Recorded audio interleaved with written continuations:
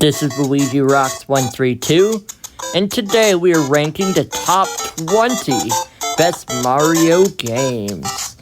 No spin-offs, such as Mario Kart, Mario Party, etc. No Smash or Mario Maker. This is the Poison Mushroom category. These games you should avoid at all costs. They are not good Mario games. Number 20, Super Mario Bros. The Lost Levels.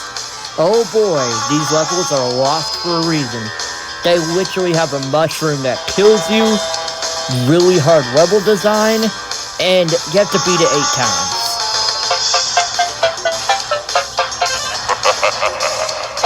Nice of the princess to invite us over for a picnic, eh, Luigi? I hope she made lots of spaghetti. Yes, you know where this is going for number 19. Also good memes.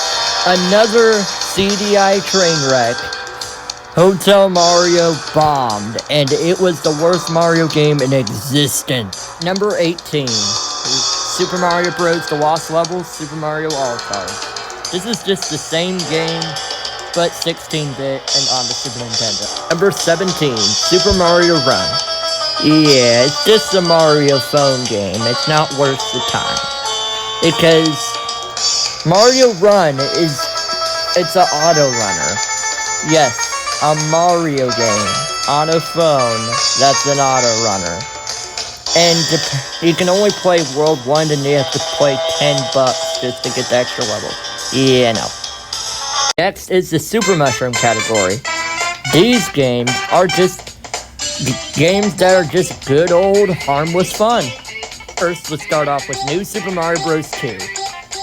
New Super Mario Bros. 2 is a game where Nintendo's coin collecting shenanigans went to extreme. The player can collect coins a lot in this game. It was actually really fun. Like, some of the levels were actually really fun to play. Number 15 is the NES Super Mario 2.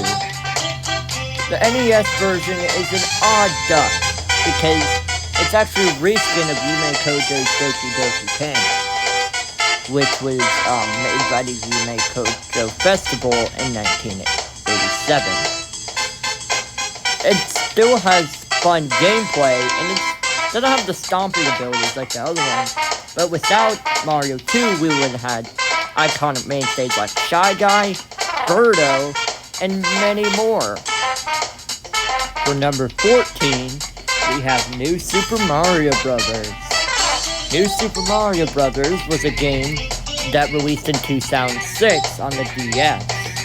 It introduced a lot of the quote-unquote new franchise, like the Mega Mushroom, the Mini Mushroom, and although the bosses were actually pretty good, well, except about the junior fights.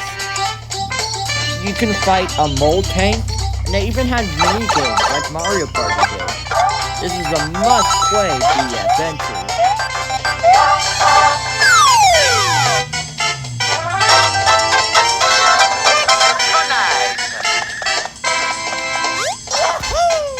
Next, for number 16, is New Super Mario Bros. U and New Super Luigi U. New Super Mario Bros. U has a spanning quest to save Princess Peach through 8 worlds from the clutches of Bowser. And you get a new power-up, the Acorn power-up. The Acorn power-up, even there's baby Yoshis to find. And in New Super Luigi U, to celebrate the year of Luigi in 2013, they made Luigi his own game and the ability to jump higher. For number 12, we have New Super Mario Bros. Wii. New Super Mario Bros. Wii is one of the best New Super Mario Bros. Games out there. New Super Mario Bros. Wii has 9 worlds, and where you have to defeat Bowser, and even the Koopalings are back. The first return after Super Mario World. It also brought back the introduction of Yoshi and a new power-up. The helicopter power-up, the penguin power-up, and the ice flower. And they even have chaotic multiplayer. The game is really fun. And there's just a lot of good elements of Mario that would eventually return in the later series, so this is a fun game. Number 11, we have Mario's first handheld adventure, Super Mario Land on the Game Boy. Super Mario Land is actually not in the Mushroom Kingdom. It's actually in a place called Sarasa Land. And you don't save Peach in this one. You have to save Daisy, which is the princess of Sarasa Land. So you have to go through 4 worlds in order to stop the villain, Tatanga, from eventually destroying the inhabitants of Sarasa Land. But luckily, Mario actually has a new power-up in this game called the Super Ball power-up, which is actually found in Mario Maker 2. It is really useful in some way. For number 10, let's start with the game that started it all, Super Mario Bros. On the original NES. Super Mario Bros. Was what made Mario Super. It was the quest of 8 worlds where you had to save Princess Peach and defeat the Turtle King Bowser. This game introduced the classic power-ups like the Super Mushroom, the Fire Flower, the Superstar, and the 1-Up Mushroom. And there were different scenes like ground, underground, underwater, and castle. This is a classic for anyone who likes Mario. Next is the Yoshi Eggs category. The Yoshi Eggs category are the Mario games that are actually really fun to play and can be enjoyed by many people, even newbies and veterans to the series. These are ones that you should definitely play. Speaking of Yoshi, Super Mario World was Yoshi's first debut game, and it is fun. There's tons of secrets, the Koopalings are back, and each of the levels is kind of like a world map. It's called Super Mario World because, well, you explore the world. There's a brand new power-up called the Cape Feather, and it introduced the famous green dinosaur, Yoshi. Yoshi could have 3 different color variants, depending on the shell he eats. Red, green, blue, and yellow. For number 8, we have Super Mario World 2, Yoshi's Island. Yes, it's a spin-off, but it's still a game. It has Mario in the title, so it can technically count it. Super Mario World 2, Yoshi's Island, sees Yoshi sing a young baby Mario, and he has to go to stop Kamek, the evil Magic Koopa. Hopping in at number 7 is Super Mario Land 2, 6 Golden Coins. Super Mario Land 2 sees the plot of Mario trying to get the 6 golden coins from Wario, and he has to go through 6 different zones.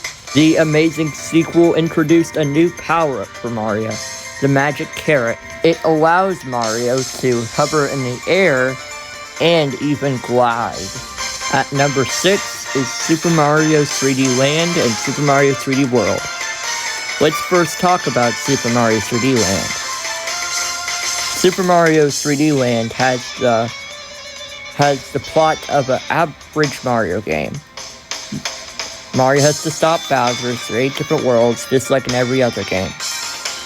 But the Tanuki suit returns, and the levels are really fun and interesting. Then for 3D World, Mario has to rescue the fairies in Sprixie Kingdom while having a new power-up, the cat suit. Finally, this is the Superstars category. These games are considered the best ever created. Nintendo's masterpieces. The idol, the magnum opus of Mario. Our last 2D game on the list for number 5 is Super Mario Bros. 3. Super Mario Bros. 3 sees the plot of Mario and Luigi seeing the princess captured once again by Bowser. This time, he brought the Koopalings. These are the first appearance of the Koopalings. Roy, Iggy, Lemmy, Ludwig, Wendy, and more. Here, Mario has to go through different worlds like grass, desert, snow, Big jungle, well, not jungle, pipe, snow, and dark world. No, this ain't Zelda. And the biggest introduction to Mario 3 was the power-ups they had. They had the raccoon leaf, which, if touched, would turn you into a raccoon, allow you to fly in the air. The frog suit allows you to swim in the water and have more mobility underwater. The hammer suit allows you to throw hammers at will and use them and yeet them at your opponents. And this game introduced a lot of enemies like chain chomps, blooper nannies, and even boos. Also was the introduction of the airships, and even more. This game is a true blast to play. Originally releasing in the NES in 1990. The 19NES version was very 8-bit. Then, they released another version called the Super Mario All-Stars Collection in 1993. This was Super Mario Bros. 3, but it had the same style of gameplay as seen in Super Mario World. Then, they released Super Mario Advance 4, which was Super Mario Bros. 3. Which had a collection of e-reader levels for the player to enjoy. The e-reader levels are very fun, consisting from the turnips from Mario 2, they had the charge and chuck enemies, the blocks, the penguins from Yoshi's Island, the cape feather from Super Mario World, the ghost houses from Super Mario World, and much, much more. Super Mario Bros. 3 is a masterpiece in every single way, and paved every success of every Mario game. All the staples of Mario would begin with this simple little NES 1990 title. And Mario Bros. 3 is one of my favorite 2D Mario games of all time. And it was even featured on the show The Wizard, and it had a lot of hype surrounding the game. This game is a must-play 2D Mario. It's a really fun game. Just get it. It's fun. For number 4, we have Super Mario Sunshine. Woohoo! Super Mario Sunshine starts out with Mario and company taking a vacation. Then, all of a sudden, Mario is framed by Bowser's son, Bowser Jr. And of course, Mario has to use his partner Flood to help clean up the island and save the day. There's many different worlds and tropical resorts in the game. Like for example, Bianco Hills, Rico Harbor, Noki Bay, and even Serena Beach and Galetta Beach. Super Mario Sunshine also reintroduced Yoshi in 3D for the first time, but instead of his tongue, he uses fruits. Kinda disgusting, Yoshi. But this is definitely one paradise of a game. And in Mario Sunshine, there's an Easter egg that Bowser says that Peach is his mother. Wow, that's pretty insane, even for a Mario game. I'm your mama? For number 3, as in Mario's first 3D adventure, is Super Mario 64 on the Nintendo 64. This game brought a lot of nostalgia in people's hearts. Mainly, it's Mario's first 3D adventure. You can have different power-ups like the wing cap, the vanish cap, and even the metal cap. They added a remake on the DS called Super Mario 64 DS, and the game is still a blast for people and speedrunners. And in 1996, this game was the best-selling video game on the N64 of all time. Jumping our way into number 2 is Mario's latest Switch adventure, Super Mario Odyssey. Super Mario Odyssey is a joy to play in every way. It kinda has the same open world feeling, like in Super Mario 64 and Sunshine. The kingdoms are really fun. There's the Metro Kingdom, which is like a city. The Luncheon Kingdom, which is like a food place.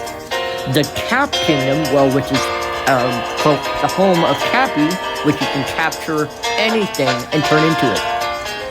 And even there is a Mushroom Kingdom, which is kind of like Super Mario 64 landscape. And number 1, we have Super Mario Galaxy 1 and 2. Super Mario Galaxy is out of this world, and quite literally, as you literally hop across planet to planet to stop Bowser. There's many levels in the game, like Good Egg Galaxy, Honey Hive Galaxy, where you can find a bee mushroom and turn into a bee. There is a Bowser Castle, an airship, and even more. This game has an amazing soundtrack, and it's a must-play game. And the sequel? The sequel is the same thing that made Galaxy 1 great. And plus, they have Yoshi, different types of more levels, Luigi, and so much more. These games are an out-of-this-world experience.